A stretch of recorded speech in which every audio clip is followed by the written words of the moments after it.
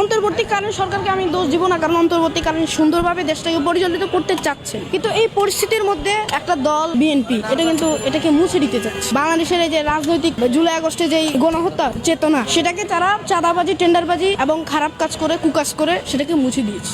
রাজনৈতিক পরিবেশে 1971 সন থেকে এই পর্যন্ত যদি কোনো হিসাব করা হয়, ইসলামিক দলগুলো ব্যতীত বাংলাদেশে কোনো দলই সুন্দরভাবে তাদের রাজনৈতিক পরিবেশটাকে গড়ে তুলতে পারে, একমাত্র ইসলামিক দল ছাড়া। এর মধ্যে জামাত ইসলামী আছে, চরমনাই আছে, যদিও ভুল ত্রুটি ছিল চরমনাই, তারা আওয়ামী লীগের সাথে হাত ছিল তাদের, তবুও তাদেরকেই বলা যায়। 5 আগস্টের আগে যেমন আওয়ামী লীগেরা ছাত্রদের হত্যা করেছে, পুলিশ বাহিনী দিয়ে, প্রশাসন দিয়ে বাংলাদেশের মধ্যে ফ্যাসিস্ট যেই কারিকুলাম সেগুলো চালু করেছিল। তো 5 আগস্টের পরে অন্তর্বর্তীকালীন সরকার যখন গঠিত হয়, তখন কিন্তু অন্তর্বর্তীকালীন সরকার যেভাবে দেশটা পরিচালিত করছে এটা খুব ভালো, কিন্তু একদল সেই বাংলাদেশটাকে নিভিয়ে দিতে চেয়েছে। এখানে চাঁদাবাজি, টেন্ডারবাজি, ধর্ষণ ইত্যাদি করে বাংলাদেশের 2024 সনে যে জুলাই আগস্টে যে গণঅভ্যুত্থানটা হয়েছে সেটার স্মৃতিটুকুকে মুছে দিতে চেয়েছে। বাংলাদেশের জাতীয়তাবাদী দল মিটফোর্ডে ওই দিন পাথর দিয়ে মানুষ খুন করেছে, এদিকে চাঁদাবাজি করছে, বরিশালে এক মহিলা লাঠি ছোটা দিয়ে হত্যা করেছে। তো এই যে এই বিষয়গুলো বাংলাদেশের রাজনৈতিক পরিস্থিতি তারা বিকট একটা পরিস্থিতি সৃষ্টি করেছে। কয়দিন পরে পরে খুন খারাপি, পাথর দিয়ে মানুষ হত্যা করা, চাঁদাবাজি, ধর্ষণ, টেন্ডারবাজি ইত্যাদি আগের মতোই তারা পরিচালিত করছে। বর্তমানে বাংলাদেশের যে পরিস্থিতি, জুলাই আগস্টের পরে যে একটা স্বাধীন বাংলাদেশ গড়ে তুলতে পারবে